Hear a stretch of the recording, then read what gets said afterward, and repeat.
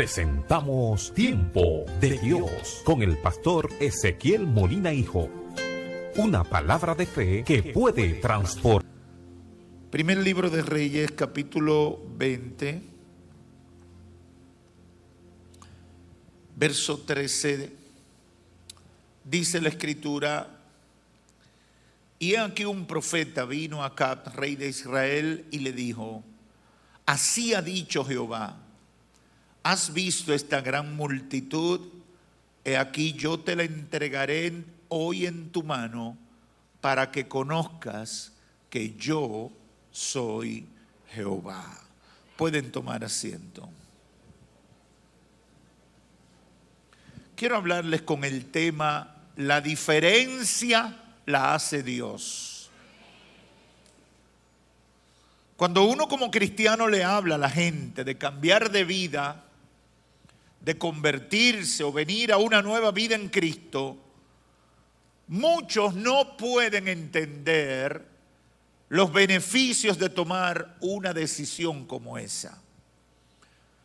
Y la pregunta obligada sería: ¿por qué no lo entienden? Bueno, una respuesta es que probablemente no tienen una explicación lógica en la perspectiva del conocimiento humano que le permita entender que se puede vivir un estilo de vida diferente, que se puede renunciar a estereotipos de placer, de gozo y alegría, como la promiscuidad sexual, la parranda, el consumo de drogas, alcohol y alucinógenos, entre otras cosas. Esa es la realidad. He testificado muchas veces que he tenido experiencia con personas no cristianas que me dicen: ¿y cómo usted se goza sin darse una borrachera?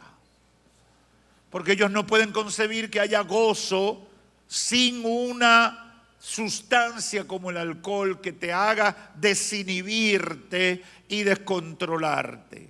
Es más, la interrogante no solo se queda en eso. Piensan en lo difícil que resultaría ser exitoso en lo profesional, en los negocios, enfrentando la crisis económica o alcanzar promoción en el ámbito académico o profesional, eficiencia en el trabajo, aumentar las ventas, respetando los mandamientos de Dios. Alguien me dijo una vez: yo puedo ser cristiano en la iglesia, pero en el negocio yo soy el diablo. Lo que me estaba diciendo es que tenía que hacer cualquier tipo de operación con tal de que su negocio fuera exitoso, incluyendo hablar mentira, engañar, falsear, vender una cosa por otra. Y hoy el Espíritu Santo me ha comisionado para establecer una verdad que para muchos es novedosa. Y es el título de este mensaje: la diferencia la hace Dios. Dígale a alguien cerca: la diferencia la hace Dios. Eso parece una arenga, pero eso es una verdad. Eso parece una expresión para celebrar a Dios, pero no, esa es una verdad absoluta que se cumple en la vida de todos nosotros los seres humanos. Y tengo un pasaje bíblico con 2 ejemplos dentro del conflicto histórico del pueblo de Israel y el pueblo sirio, los cuales quiero compartir con ustedes porque nos ayudan a graficar cómo Dios opera. Y eso debe llevarnos a hacer una aplicación al contexto de nuestra vida. Estos versos que leímos desde el 13 hasta el 34 del primer libro de Reyes, capítulo 20, encontramos un episodio en la historia del pueblo judío que a la sazón tenía como rey a quien yo diría el peor de sus reyes, el tristemente célebre rey Acab. el rey de Siria, Ben-Hadad, junto con 32 reyes, se había levantado contra el pueblo de Israel. Y luego de amenazarlo, al enviarle mensajeros diciendo: todo lo que tú tienes es mío, porque se consideraba superior e invencible, y humanamente lo era, se preparaba para tomar dominio sobre ellos. Ahora bien, repentinamente, porque las cosas de Dios a veces para nosotros son repentinas, repentinamente, por instrucción divina, el rey de Israel, Acab, se levantó y salió contra Ben-Hadad. Tan seguro estaba este último que ordenó que apresaran a los príncipes de la provincia del pueblo de Israel y sus ejércitos, pero se encontró con una sorpresa. Y así dice la palabra: y he aquí un profeta vino acá, rey de Israel, y le dijo: así ha dicho Jehová, ¿has visto todos esos enemigos? ¿Has visto esta gran multitud? He aquí yo te la entregaré hoy en tu mano para que conozca que yo soy Jehová. Y aquí hay muchos elementos que no quisiera detallar demasiado para no extenderme, pero aquí encontramos a un rey que no conoce bien a Dios. Y por la historia de lo que pasó con él y lo que había pasado alrededor de él, usted sabe que estaba dirigiendo al pueblo de Dios, pero no era una persona que tenía comunión con Dios.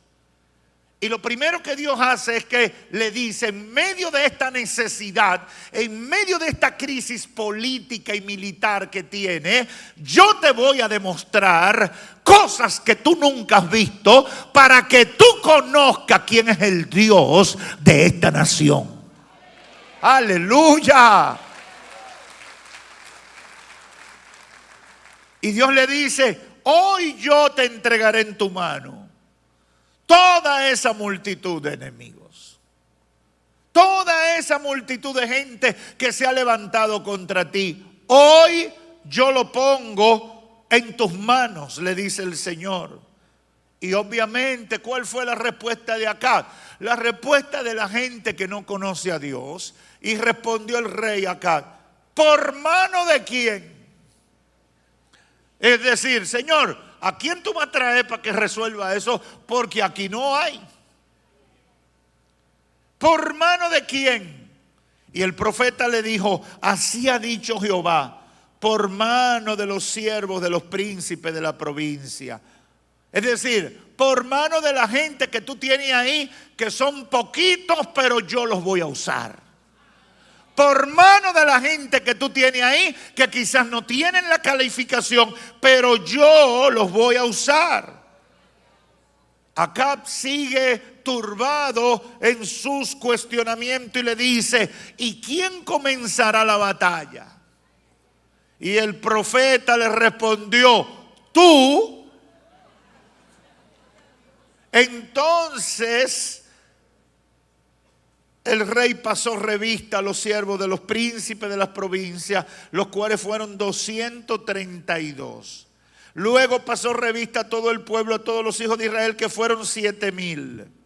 Y salieron al mediodía. Y estaba el rey sirio Ben-Hadad bebiendo y embriagándose en las tiendas, él y los 32 reyes que habían venido en su ayuda. Y los siervos de los príncipes de las provincias salieron los primeros. Y Ben-Hadad había enviado quien le dio aviso diciendo: han salido hombres de Samaria. Y él entonces le dijo: si han salido por paz, tómenlo vivo. Y si han salido para pelear, tómenlo vivo. Salieron pues de la ciudad los siervos de los príncipes de las provincias y en pos de ellos el ejército. Y mató cada uno al que venía contra él. Y huyeron los sirios siguiendo los de Israel. Y el rey de Siria, Ben-Hadad, se escapó en un caballo con alguna gente de caballería. Y salió el rey de Israel e hirió a la gente de a caballo y los carros. Y deshizo a los sirios, causándole gran estrago. ¿Qué hizo Dios? Para ponérselo en palabras llanas. 32 reyes preparan una conspiración contra el rey de Israel Y Dios le da una estrategia y le dice, con 232 gente y las 7,000 personas que tú tienes para pelear, tú lo vas a vencer a todo. Y comienza, éntrale en mi nombre. Y yo digo que a veces en la Biblia hay cosas grandísimas que Dios hace que la ponen en una línea. Y eso sería como para escribir un libro solamente del hecho en sí. Porque usted lo lee y usted lo ve tan simple como que usted no llega a saborearlo. Porque sucede tan rápido que usted dice, y entonces simplemente Dios con 32 personas y 7,000 gente derrotó un ejército de millares de 32 reyes más el rey de Siria en un abrir y cerrar de ojo. Solo siguiendo la instrucción, empieza tú y comienza y atácalo. Obviamente, cuando uno analiza el pasaje bíblico, encuentra al rey Acab que no entendía cómo era que Dios iba a hacer eso. Que no tenía idea de cómo Dios podía resolver el problema. Y la realidad es que esa es la batalla que generalmente nosotros tenemos frente a los problemas, frente a los enemigos, frente a las dificultades por las que tenemos que pasar en la vida. Comenzamos a hacernos preguntas. Dios da promesas.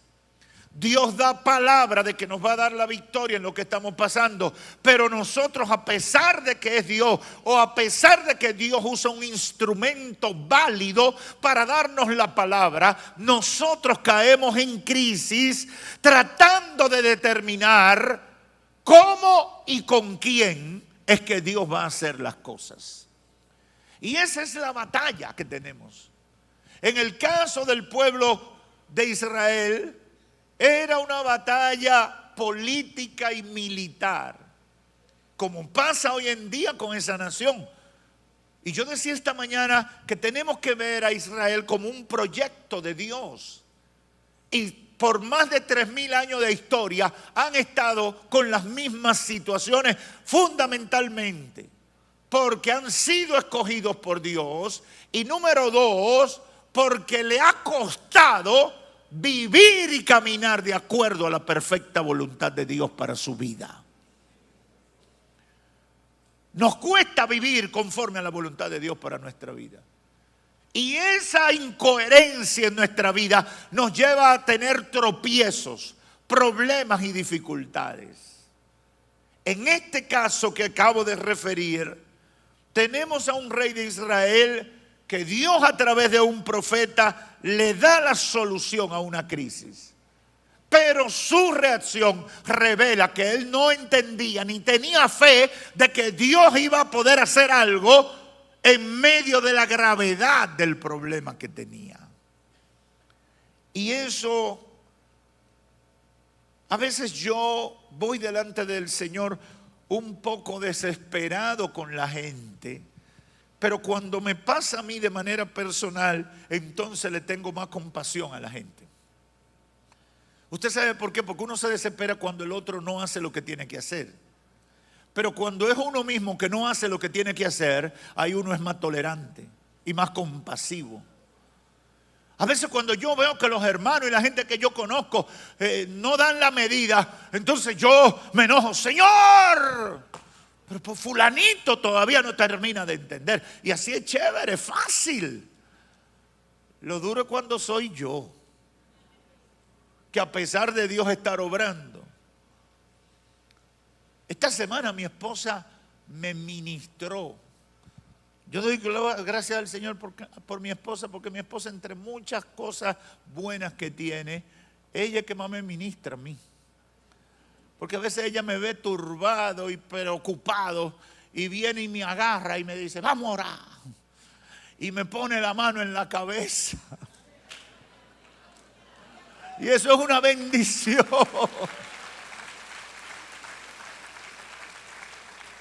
Eso es una bendición, hermano, que su compañero, su compañera sea el instrumento de Dios, que cuando usted está cabizbajo, turbado por una situación que escapa de su control, venga esa mano de apoyo que le diga: levántate, el Señor está contigo, no temas, más son los que están con nosotros que los que están en contra.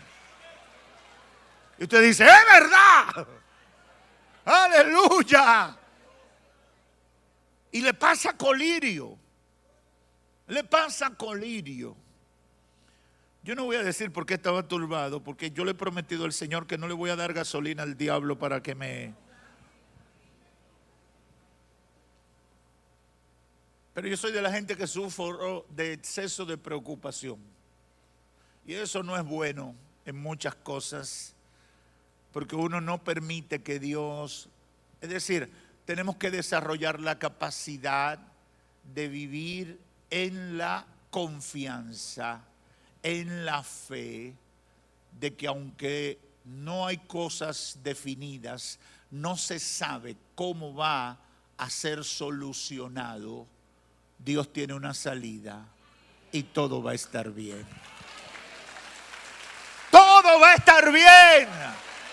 Yo no sé si aquí hay gente de fe que se atreve a decirle, aunque sea una persona: don't worry, todo va a estar bien. Aleluya. Aleluya.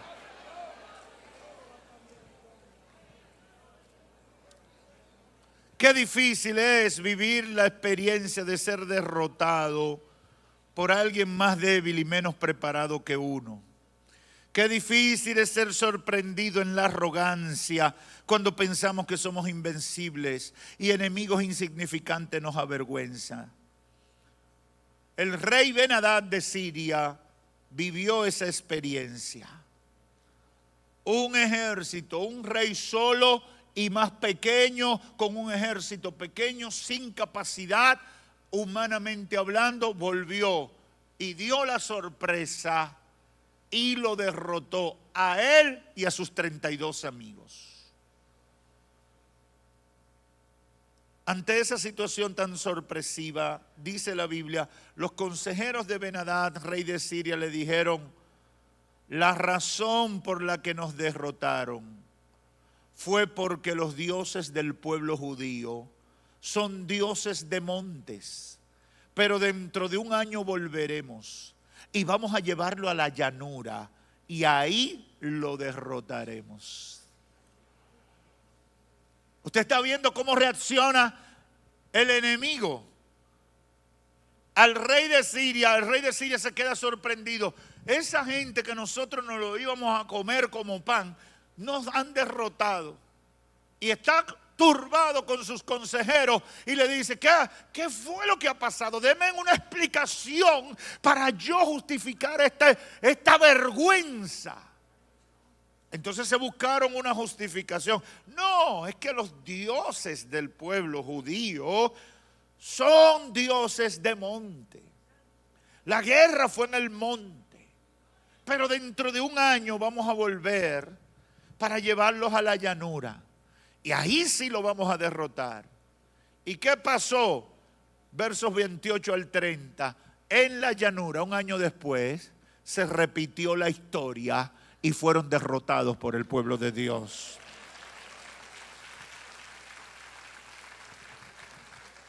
Más tarde en la historia de este conflicto entre estas naciones, en el segundo libro de Reyes, capítulo 6, versos 8 al 23, revela que nuevamente el rey de Siria decidió atacar al pueblo de Israel, siendo Eliseo el profeta de Dios y consejero de la nación.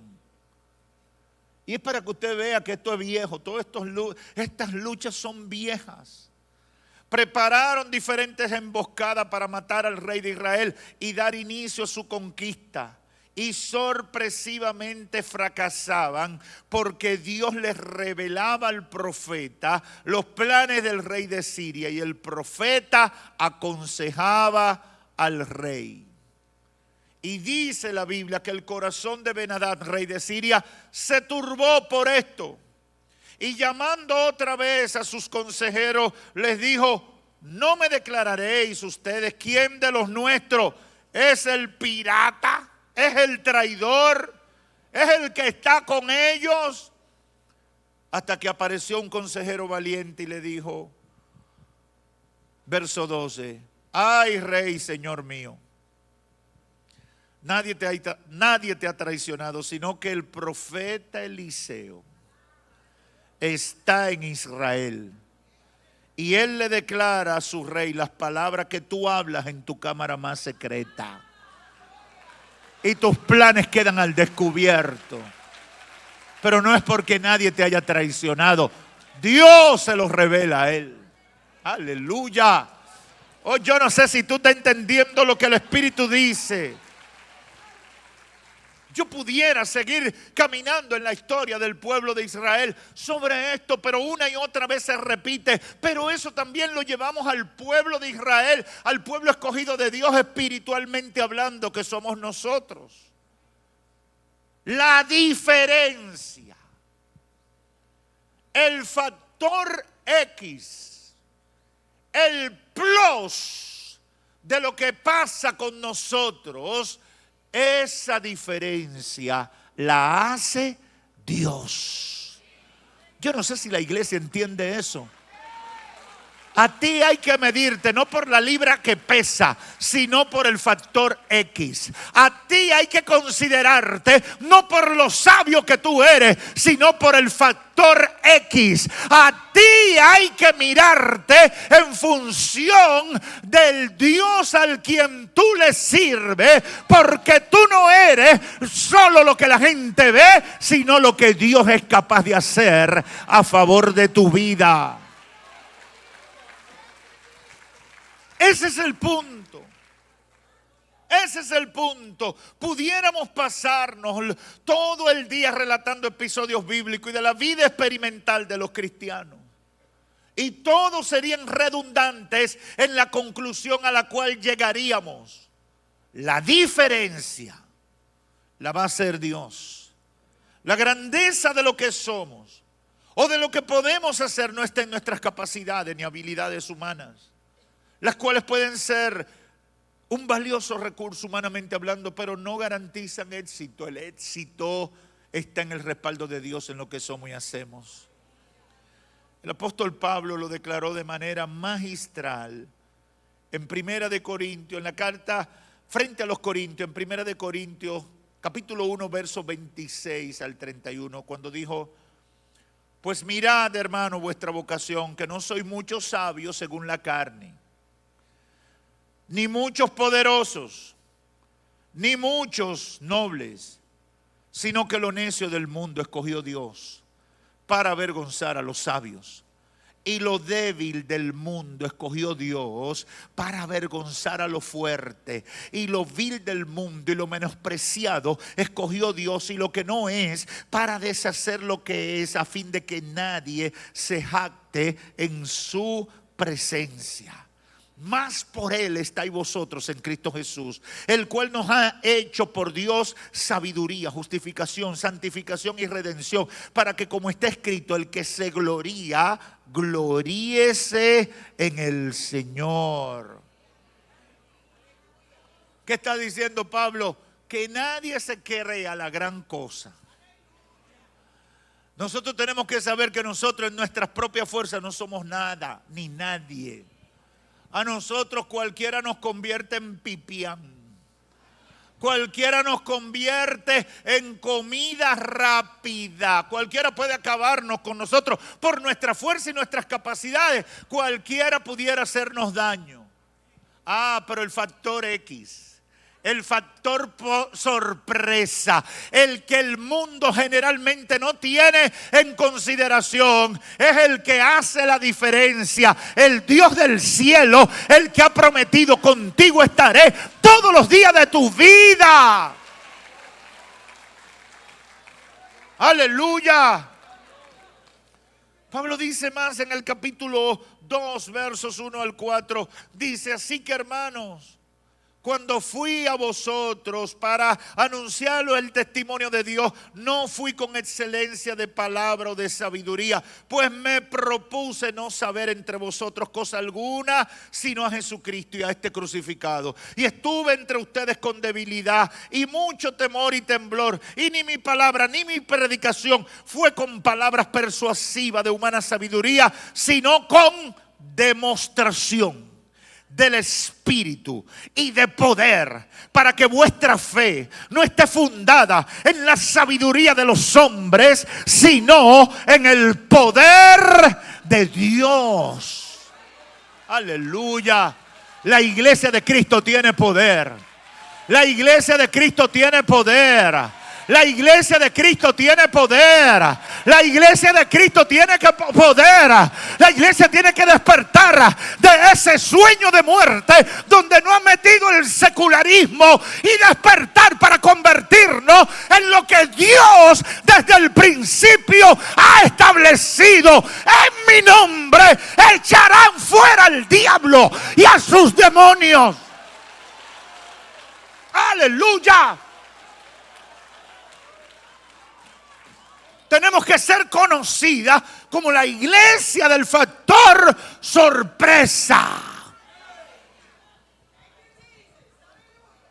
Yo no sé si voy a tener problema con lo que voy a decir, pero lo voy a decir. Nosotros tenemos que orar con nombre y apellido para que determinados candidatos al Congreso no ganen.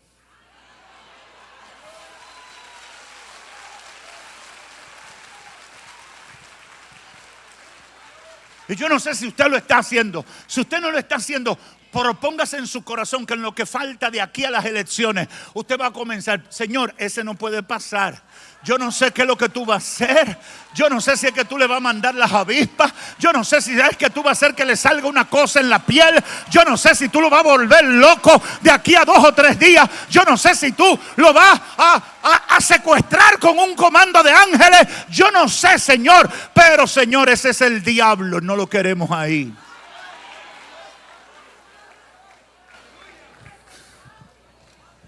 ¿Por qué Dios no hace más cosas? Porque nosotros no caminamos conectados con la realidad de quienes somos. Humanamente, no somos muchas cosas. Porque los códigos del mundo no son los que nos dan el nivel. Pero nosotros somos el pueblo de Dios. Nosotros somos el pueblo de Dios.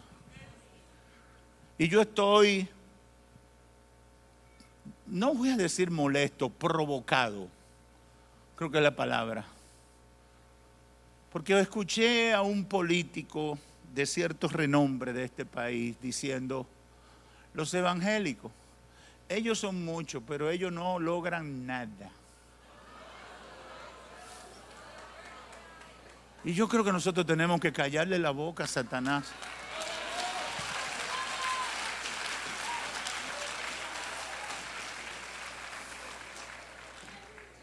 Y yo por eso hoy le digo, vamos a comenzar a orar. Y vamos a enfocarnos en determinados casos específicos. No apuntemos de que para el cielo, para que cuando baje a ver si la bala se le pega a alguien. No. Es a ti que te vamos a derribar en el nombre de Jesús.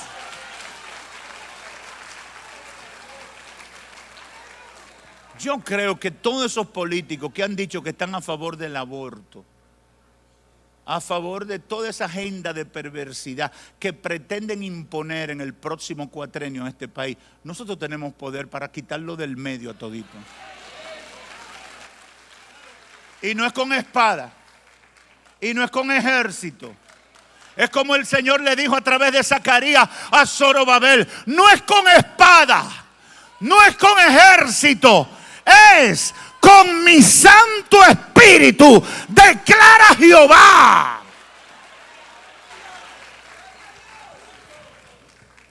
Yo sé que hay muchos evangélicos que no piensan así, que son políticamente correctos. Pero yo en la Biblia no veo a cristianos políticamente correctos. Yo veo a hombres llenos del poder de Dios. Veo en el Antiguo Testamento profetas llenos del poder de Dios que asumían su papel, cueste lo que cueste, pase lo que pase, vamos a asumir nuestro papel. Esa es la iglesia que Dios necesita en este tiempo. Una iglesia valiente, una iglesia que se la juegue. Yo sé que desde el domingo pasado para acá tenemos un grupo nuevo de enemigos. Yo lo sé. Y un hermano me escribió, me dijo, bájale algo. Y yo no le contesté al hermano para no ofenderlo, pero dije, mejor le voy a subir algo. Porque es el tiempo de asumir responsabilidades. Porque a fin de cuentas la diferencia la hace Dios. La diferencia la hace Dios. Y quiero concluir con dos ideas fundamentales en todo esto. Número uno, perder el tiempo buscando una explicación lógica, humana y racional a la forma que Dios nos conduce para alcanzar victoria es una evidencia de la ignorancia que tiene la gente sobre el poder de Dios. Nunca podremos explicar las maneras de Dios glorificarse en la vida de los que le sirven. Nunca, nunca. La gente que Dios utiliza, el avance del evangelio, el desarrollo de proyectos increíbles, la transformación de personas fracasadas a personas de éxito, las sanidades, los milagros, eso no tiene explicación lógica. Nunca vamos a poder explicar lo que Dios hace con la gente. Nunca. Nunca vamos a poder explicar cómo Dios sacó de una persona que no valía, Dios sacó un instrumento útil para su gloria.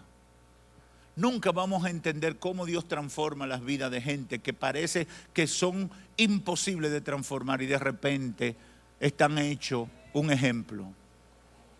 Pero tampoco vamos a entender cuando Dios hace desaparecer una enfermedad catastrófica. Tampoco vamos a entender cuando Dios repara una familia y la endereza. Nunca lo vamos a entender. Las sanidades, los milagros, las restauraciones, todas las cosas que Dios hace, la victoria en el desarrollo de proyectos increíbles, la transformación de personas. Nunca, nunca la vamos a entender.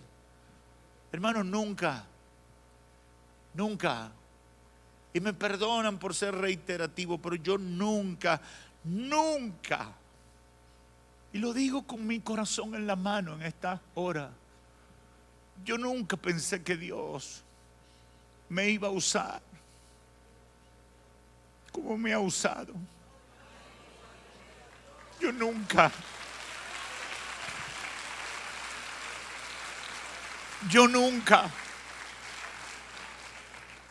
nunca me soñé que Dios me podía utilizar para ser de bendición a la vida de una gente.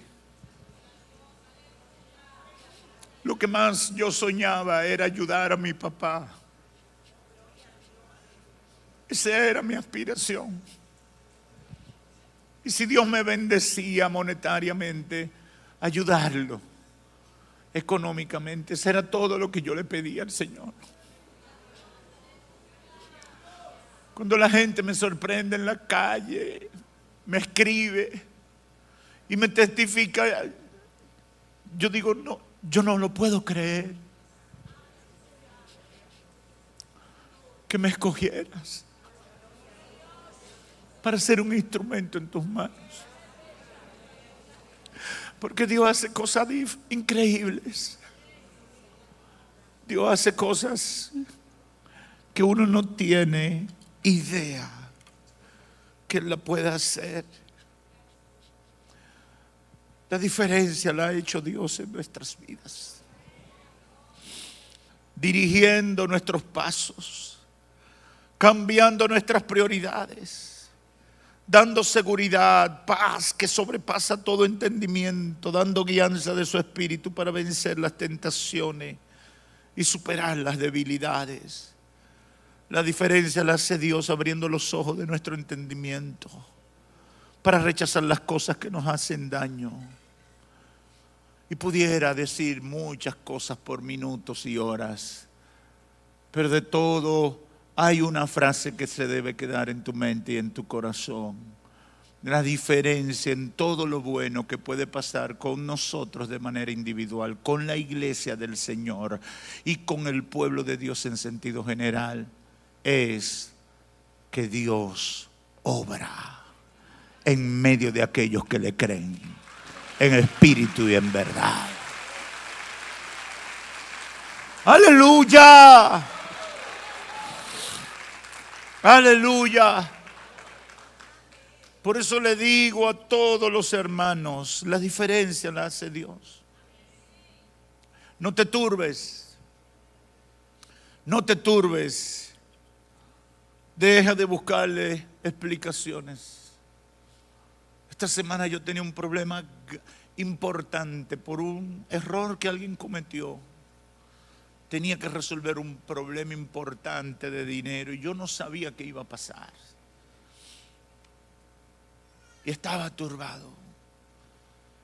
Y después de esa oración que mi esposa me hizo, fue como que me corrieran la cortina. Y vi, pero si esto es tan fácil, mira, hace esto y hace esto. Problema resuelto.